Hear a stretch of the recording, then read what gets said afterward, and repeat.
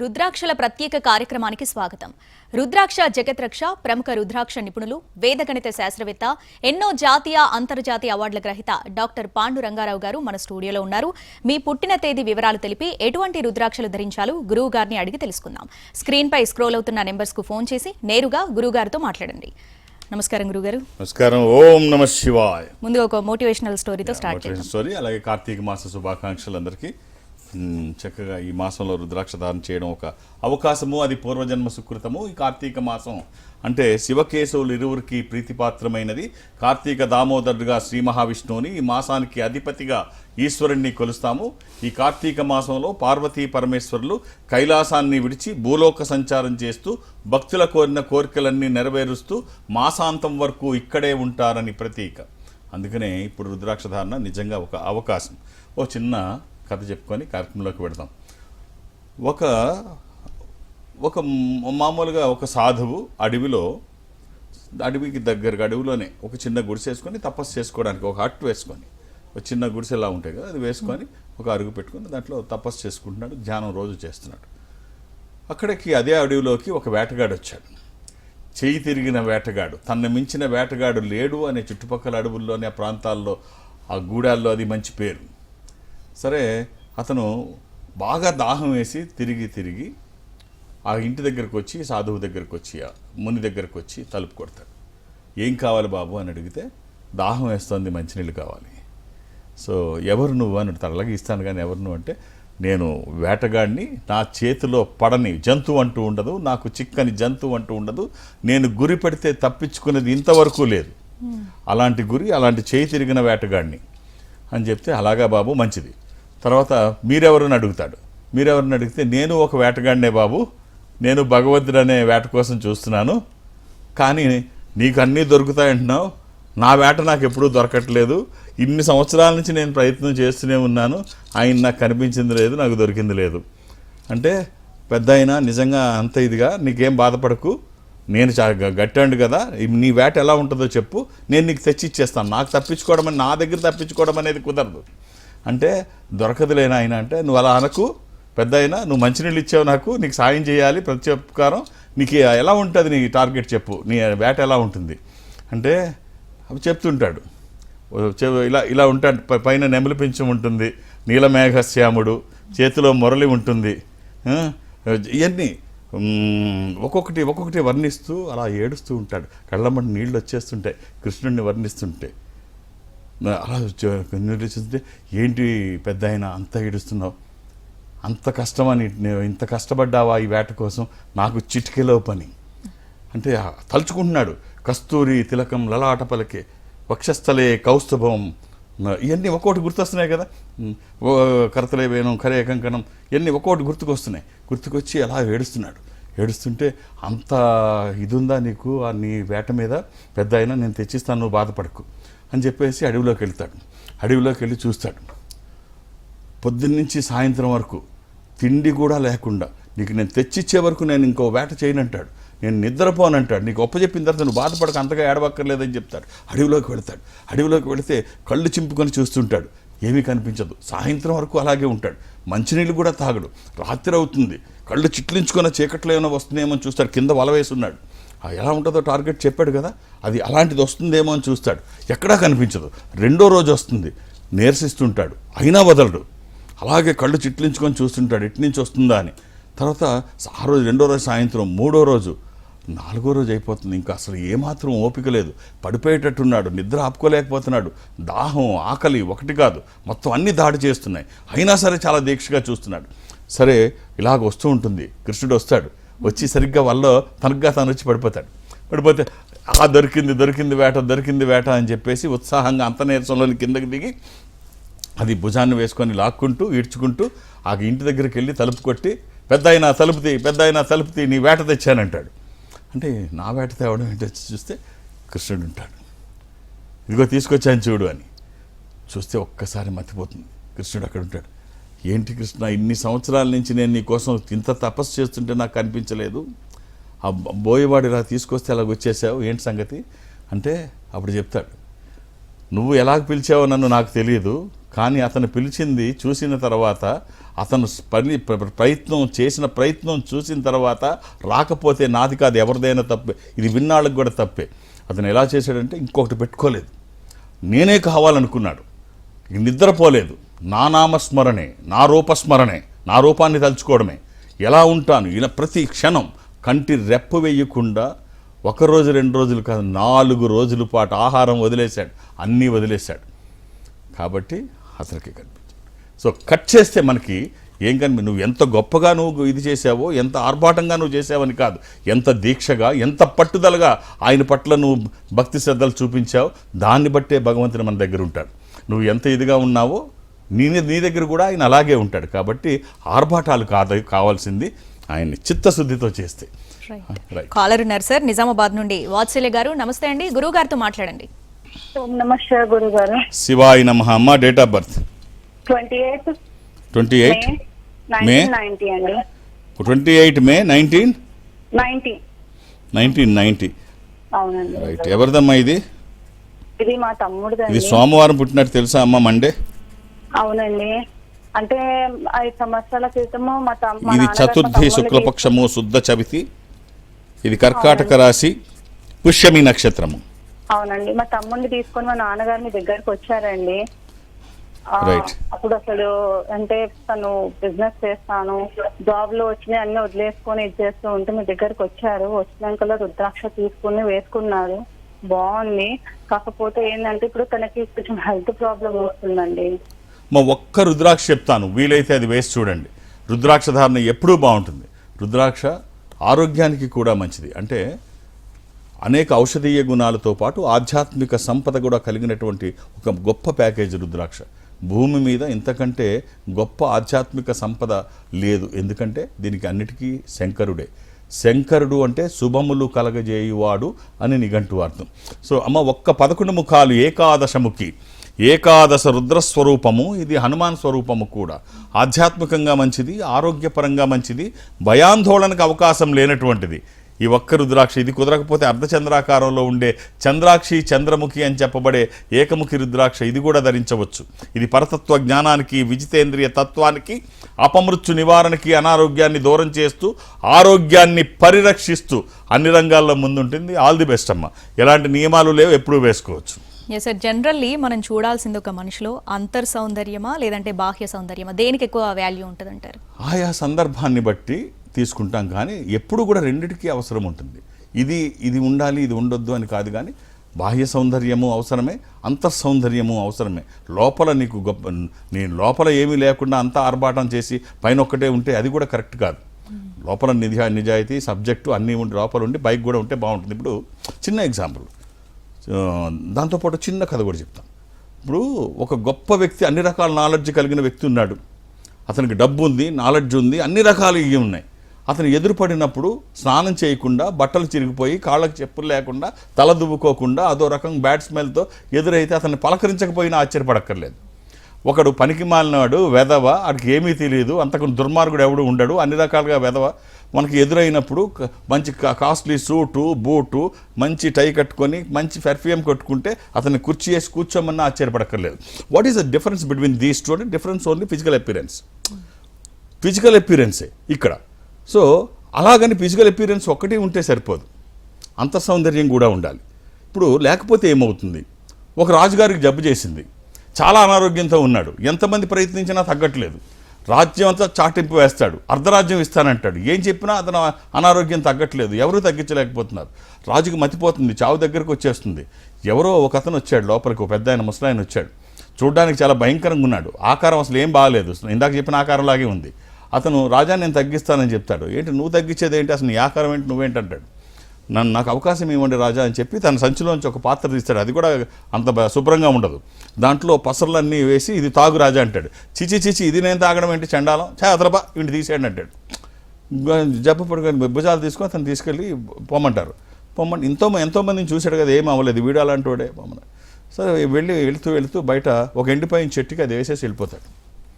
సరే కొన్ని రోజులకి రాజు చనిపోతాడు అనారోగ్యంతో. ఆ బయట మొక్క మాత్రం బ్రహ్మాండంగా వస్తుంది. ఇక్కడ మనకి ఏం తెలియజేస్తుందంటే అతను రెండు విషయాలు తెలియజేస్తుంది. ఒకటి, అతను నీట్గా అతని అపీరెన్స్ అది బాగుండుంటే చక్కగా రాజుగారు బతికేవాడు, వైద్యం చేయించుకునేవాడు. అతని అపీరెన్స్ బాగుంటే రాజుగారు బతికేవాడు, బాగా వైద్యం చేయించుకునేవాడు. ఆ బికారిలా ఉండే అతనికి మంచి భవిష్యత్తు ఇచ్చేవాడు రాజుగారు. కావాల్సిన అతను బతికితే అర్ధరాజ్యం వచ్చేది. భవిష్యత్తు ఎలాంటి భవిష్యత్తు? అర్ధరాజ్యం, రాజుతో సమానమైన హోదా వచ్చేది. ఇక్కడ అపీరెన్స్ లేకపోవడం వలన అక్కడ రాజు చనిపోయాడు, ఇక్కడ ఇతనికి అవకాశం కోల్పోయాడు. ఇంకొకటి ఏం తెలియజేస్తుందంటే, పై మెరుగులు చూసి ఇదవ్వకు, ఏ పుట్టలో ఏ పాముందో తెలియదు. కాబట్టి రెండూ అవసరమే. ఎస్ సార్, మరో కాలర్ ఉన్నారు ధర్మవరం నుండి. శోభా గారు నమస్తే అండి, గురువు గారితో మాట్లాడండి. నమస్తే గురుజీ. శివాయ నమః. అమ్మ డేట్ ఆఫ్ బర్త్ 13/6/2001. 13/6/2001. ఎవరిదమ్మా ఇది? నా చెల్లెళ్ళండి, శైలజ. అమ్మ బుధవారం పుట్టినట్టు తెలుసా? బుధవారం అండి.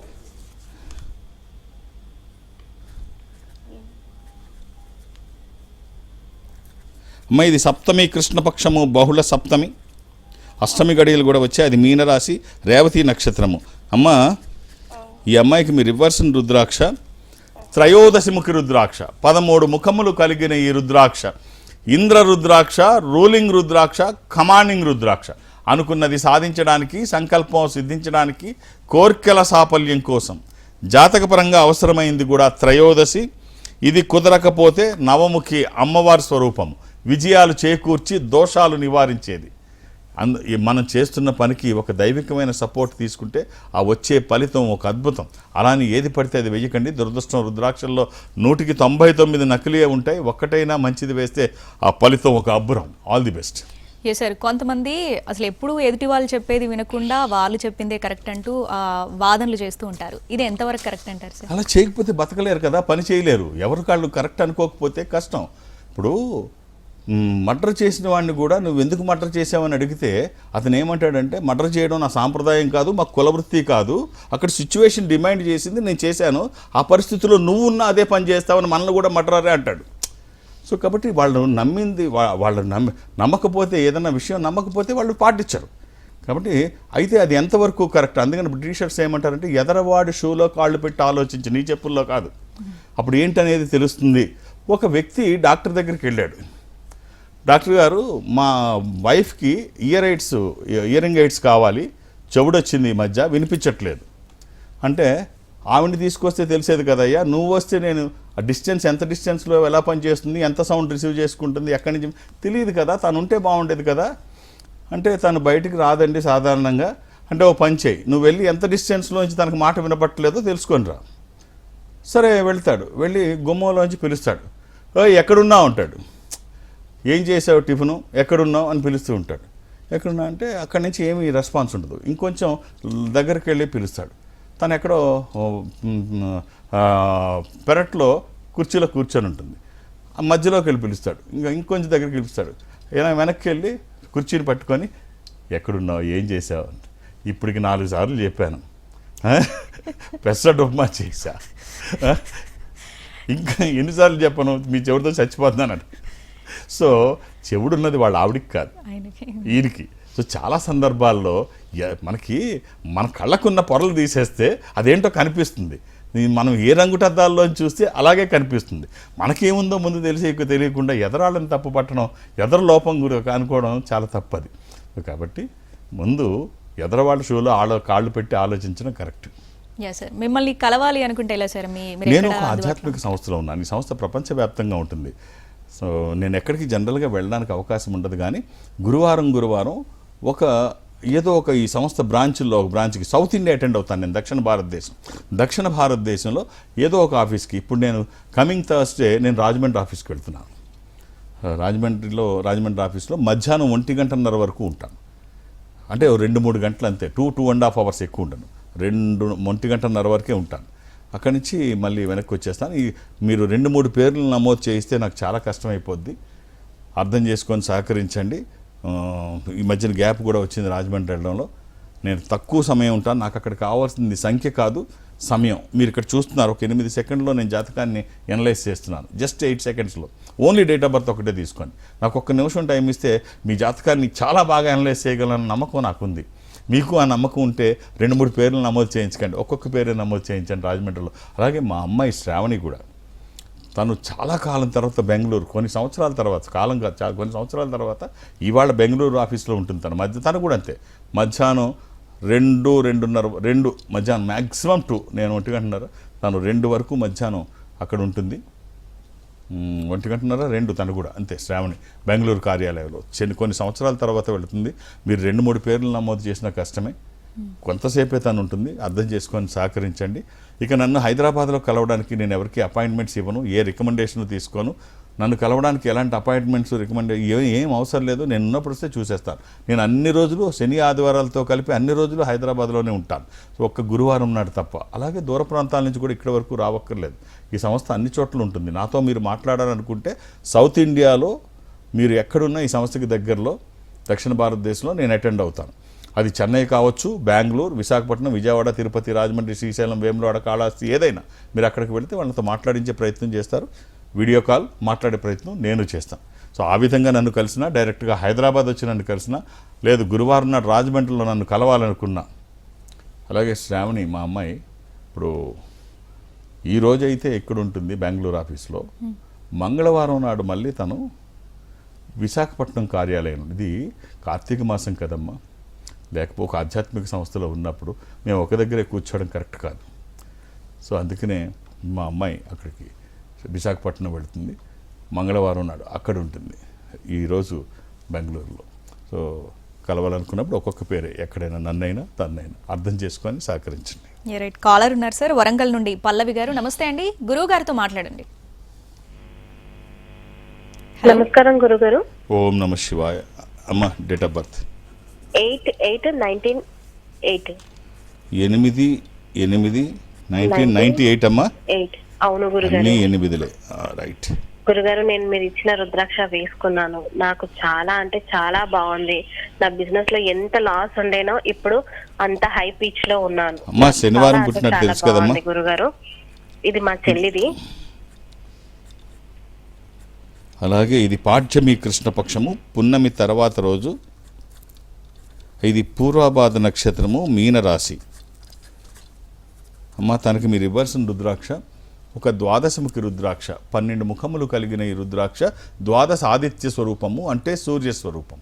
ఉన్నతమైన స్థితి కోసము, అనారోగ్య సమస్యలు లేకుండా బ్రైట్ ఫ్యూచర్ కోసము ఈ ఒక్క రుద్రాక్ష, ఈ ద్వాదశముఖి రుద్రాక్ష. అష్టముఖి కూడా తనకు సంబంధించిందే, 8 ముఖాలు. ఇది గణపతి స్వరూపము, ఆటంకాలు లేకుండా ముందుకు వెళ్ళడానికి, నిర్విఘ్నంగా అన్ని పనులు చేసుకోవడానికి, కెరీర్ కోసం ఓ మంచి రుద్రాక్ష. ఈ రెండిట్లో ఏది వీలైతే అది వెయ్యమ్మ.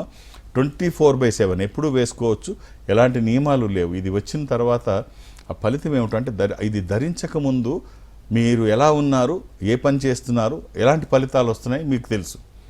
ఇది వచ్చిన తర్వాత నిజంగా చెప్తున్నాను, ఒక దైవికమైన సంపద మనకి తోడైనప్పుడు మనం చేస్తున్న పనులకి గేమ్ చేంజర్ అంటారు కదా, సినిమా డైలాగ్ కాదు, కానీ ఇది వచ్చిన తర్వాత ఖచ్చితంగా అలాగే ఉంటుంది. ఒక పాజిటివ్ వైబ్స్తో ఏ పని చేసినా ఫలితం ఒక అద్భుతం, అంటే అతిశయోక్తి కాదు. ఇది ఒక మామూలు రుద్రాక్షే కావచ్చు, కానీ ఒక దైవికమైన సంపద. అది వచ్చిన తర్వాత ఎలా ఉంటుందో మీరు చూస్తారు. ఆల్ ది బెస్ట్ అండి. రైట్, జనగామ నుండి మరో కాలర్ ఉన్నారు సార్, భాస్కర్ గారు. నమస్తే అండి, గురువు గారితో మాట్లాడండి. సార్ గురుగారు నమస్కారం. గురుగారు ఓం నమ శివాయ. భాస్కర్ గారు ఎలా ఉన్నారు? బాగున్నాను sir. Sir date of birth ఇస్తారా? Sir 30/12/1990 sir. 1990. 30/12. ఏం చేస్తున్నారు భాస్కర్ గారు? సార్ మాది ఇది పౌల్ట్రీ సార్. పౌల్ట్రీ బాగుందా, కంఫర్ట్గా ఉందా? ఆదివారం పుట్టినట్టు తెలుసా అండి? బిజినెస్ బాగా చేస్తున్నారా? ప్రస్తుతం ఉంది సార్, ఇంకా కొద్దిగా పెంచండి, బర్డ్స్ పెంచండి బాగా. సార్ ఎన్ని ఉన్నాయి ఇప్పుడు? ఇప్పుడు 2 ఫారాలు ఉన్నాయి సార్, ఒకటి 15,000 capacity. Very nice, very nice అండి. ఇది త్రయోదశి శుక్లపక్షము, శుద్ధ త్రయోదశి, పున్నమి ముందు. ఇది వృషభ రాశి. మ్యారేజ్ ఎప్పుడైందండి? Marriage 2020 sir. రైట్. ఒక చిన్న కాంబినేషన్ అండి ఇది. ఎంత అద్భుతమైన కాంబినేషన్ అంటే ఇది వచ్చాక అది నిజంగా ఇలా ఉంటుందా అనిపించేటట్టుంది. మామూలు రుద్రాక్షలే. ఒక 7 ముఖాలు, 10 ముఖాలు ఏకముఖి. 7 ముఖాలు లక్ష్మీ స్వరూపం, ఇది నెగ్లిజిబుల్ ప్రైస్. దశముఖి విష్ణు స్వరూపము, మామూలు రుద్రాక్షే. ఏకముఖి రుద్ర స్వరూపము, ఇది అలాగే ఉంటుంది. బట్ ఈ 3 కలిస్తే జనరేట్ అయ్యే పవర్ డిఫరెంట్గా ఉంటుంది. అంటే రుద్రాక్షకి వైబ్రేషన్ ఉంటుంది, అది రిలీజ్ చేసి ఒక పాజిటివ్ వైబ్స్ ఉంటాయి. అది స్కేల్లో మనం కొలవచ్చు చక్కగా. అలాగే అంటే ఆ మెజర్ చేసే ఇన్స్ట్రుమెంట్స్తో మనం మెజర్ చేయొచ్చు. అలాగే ఒక రుద్రాక్ష పక్కన ఇంకో రుద్రాక్ష వేస్తే దాని వైబ్రేషన్ ఉంటుంది. ఈ ఇండివిజువల్ వైబ్రేషన్స్ రెండూ కలిస్తే డిఫరెంట్ మూడోది కొత్తది వస్తుంది. అలా మూడు కలిస్తే 3 ఇండివిజువల్ వైబ్రేషన్సే కాకుండా ఇవన్నీ కలిస్తే జనరేట్ అయ్యే పవర్ ఒకటి ఉంటుంది, ఒక అద్భుతంగా ఉంటుంది. కుదిరితే 3 వేయండి, లేకపోతే ఒక్కటే వేయండి. వచ్చిన తర్వాత బాగుంటుందని ఎవరి సర్టిఫికెట్ అవసరం లేదు.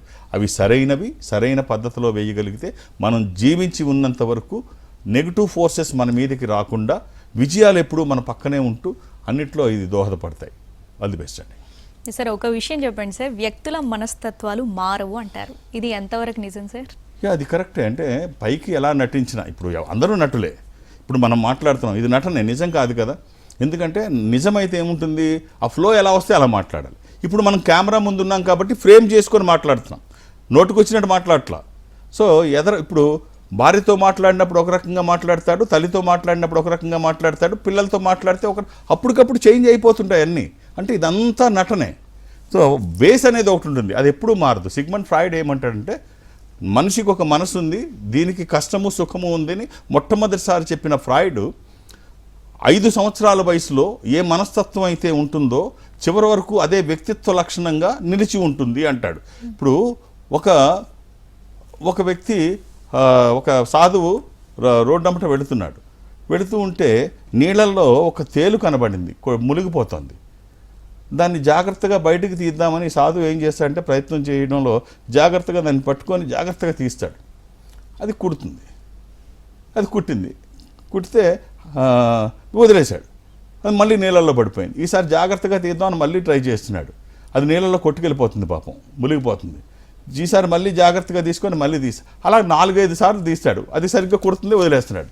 ఆ పక్కన ఏం చూశాడు, అది ప్రమాదకరమైన విషయం, అది కుడుతుంది, మళ్ళీ ఎందుకు ప్రయత్నం చేస్తారు, వదిలేసే పోయేదానికి, అది కుడుతున్నా ఎందుకు అన్నిసార్లు తీస్తూ ఉంటే ఇప్పుడు ఆయన చెప్తాడు, అది పిచ్చమొకంది, దానికి విషం, అది కావాలని కాదు, దాని ఒంట్లో ఉంటుంది, అది ఒక విష కీటకమే, దాని పని అది చేస్తుంది మర్చిపోకుండా. కుట్టడం దాని స్వభావం, కుట్టడం నువ్వు పట్టుకుంటే కుట్టే దాని స్వభావం అది. ఆ పరిస్థితుల్లో కూడా దాని పని మానేయట్లా, దాని స్వభావం వదిలేయట్లా. విచక్షణ తెలిసిన మనము అది కాపాడబడుతుంది అని తెలిసి కూడా మనం చెయ్యకపోతే దాని స్వభావాన్ని అది వదులుకోనప్పుడు నా స్వభావం కాపాడడం, నేను వదులుకుంటే ఎలాగా, తప్పు కదా. సో ఎప్పుడు వ్యక్తిత్వం మారదు, స్వభావాలు మారవు, నటిస్తుంటారు అంతే. పైకి అంతర్లీనంగా అది ఉంటుంది, తెలియకుండా బయటకు వచ్చేస్తుంటుంది. కాబట్టి ఏది నిజం కాదు. Okay, right sir. కాలర్ ఉన్నారు మైలవరం నుండి, మధుసూదన్ రావు గారు. నమస్తే అండి, గురువు గారితో మాట్లాడండి. ఓం నమ శివాయ. ఎలా ఉన్నారండి? మీకు మీ కుటుంబ సభ్యులకి కార్తీక మాస శుభాకాంక్షలు. కానీ మా పరిస్థితి అంత ఏం బాగుంటుంది, అది మాత్రం సార్ నా పరిస్థితి అంత ఏం లేదు. ఏం చేస్తారు అంత బాగోపడానికి? ఏం చేస్తున్నారు? ఏం లేదు సార్, ప్రజెంట్ అంటే మీ ప్రోగ్రామ్ ఎప్పటి నుంచి వస్తున్నాయి, ఇది అనుకోకుండా ఈ రోజు కలిసింది. ఏమి చేయట్లేదా? అంటే నేను మామూలుగా అన్ని పనులు చేస్తుంటాను సార్. జనరల్ అంటే ఎలక్ట్రీషియన్ వర్క్ చేస్తుంటాను, ఎలక్ట్రిక్ వర్క్, ఇక చిన్న కూలి పనులు అవి చేస్తుంటాను సార్. చూడండి, మన ఆలోచనలు మారుతుంటే ఫలితాలు మారుతుంటే ప్రగతిలోకి వెళుతూ ఉంటాం. పని చేస్తూ ఉంటే ఫలితాలు వస్తాయి. మన పనికి పెద్దల ఆశీర్వచనము, దైవానుగ్రహం తోడైతే ఇంకా బాగుంటుంది. మనం ఖాళీగా కూర్చుంటే ideal brain is devils workshop, లేనిపోయిన ఆలోచనలు వస్తుంటాయి. సో ఏదో ఒకటి చెయ్యండి, అది ఇంకా బెటర్గా చేయడానికి చూడండి. ఇప్పుడున్న పరిస్థితుల్లో కరోనా మనం మర్చిపోయినా, కరోనా చాలా జ్ఞాపకాలు వదిలిపెట్టి వెళ్ళింది. డబ్బు లేకపోతే ఏమవుతుందో బలంగా చెప్పి వెళ్ళిపోయింది. ఇప్పుడు ఒక ఇన్కమ్ కాదు, 2-3 ఇన్కమ్లు, మల్టిపుల్ ఇన్కమ్ సోర్సెస్ ప్రతి వ్యక్తికి అవసరం. మీరు ఎప్పుడో ఖాళీ ఉన్నప్పుడు పనిచేస్తానంటే కుదరదు. మీ పని మీరు పూర్తి స్థాయిలో చేయాలి. ఇంకా ఏమైనా మిగిలి ఉన్న పని గంటలు మీకు ఏమైనా మిగిలితే ఈ మిగిలిన సమయాన్ని కూడా డబ్బుగా ఎలా కన్వర్ట్ చేసుకోవాలో ప్రయత్నం చేయాలి. అంతేగాని ఏదో అప్పుడప్పుడు పనిచేస్తూ ఉంటానంటే కుదరదు. వెళ్ళి అవకాశం ఎప్పుడొస్తే అప్పుడు చేస్తానంటే కుదరదు. అవకాశం ఎక్కడుంటే అక్కడికి వెళ్ళి డోర్ నాక్ చేయాలి, అంటే ఓపెన్ ది డోర్. అంతేగాని లేకపోతే ఏం చేయాలి, మనమే అవకాశాలను క్రియేట్ చేసుకోవాలి. ఇంటి దగ్గర పడుకుంటేనో కూర్చొనే కబుర్లు చెప్తామంటే కుదరదు. అంటే మిమ్మల్ని తక్కువ చేయడం నా ఉద్దేశం కాదు, ఆలోచిస్తారని. ఇలా ఆలోచించే వాళ్ళు తప్పు. ఏదో వచ్చినప్పుడు చూస్తామనో, లేకపోతే ఇలా ఉండిపోయి ఇప్పుడు గడిచిపోతుంది కదా, ఏమిటి ఇప్పుడు అవసరం అని కంఫర్ట్ జోన్లోంచి బయటికి రాని వాళ్ళు ఉంటారు. వీళ్ళు ఎదగరు, వీళ్ళ చుట్టూ ఉన్న వాళ్ళని ఎదగనివ్వరు. సో కాబట్టి మనం ఎదగాలి, మనం బాగుండాలి, మంచి సమాజంలో మనం ఉండాలి, అందులో మనం ఉండాలి. సమాజం అంతా బాగుండాలి, అందులో మనం ఉండాలి. ఖచ్చితంగా మనం చేయాల్సిన పని మనం చేసి తీరాల్సిందే. చేస్తే అంటే ఆటోలోంచి దిగితే మనలో ఒక రకంగా రిసీవ్ చేసుకుంటారు, మెర్సిడెస్ బెంజ్లో దిగితే ఇంకో రకంగా రిసీవ్ చేసుకుంటారు. నువ్వు పని చేసి ఫలితాలు దక్కించుకొని మెర్సిడెస్లో వెళ్ళాలని చూడాలి, కానీ బతికేస్తున్నాం. అప్పుడు ఏమవుద్ది? నువ్వు ఇలాగే ఉంటావు, నీ చుట్టూ ఉన్నవాళ్ళు అలాగే ఉంటారు, నీ మీద ఆధారపడిన వాళ్ళు, నిన్ను నమ్ముకొని ఉన్నవాళ్ళు. నువ్వు మారు, నీ చుట్టూ ఉన్న సమాజాన్ని మార్చు. రైట్, థ్యాంక్ యూ సార్, చాలా మంచి విషయాలు షేర్ చేశారు. Thank you. ఓం నమః శివాయ. ఇది వాల్టి రుద్రాక్షల ప్రత్యేక కార్యక్రమం. నమస్తే.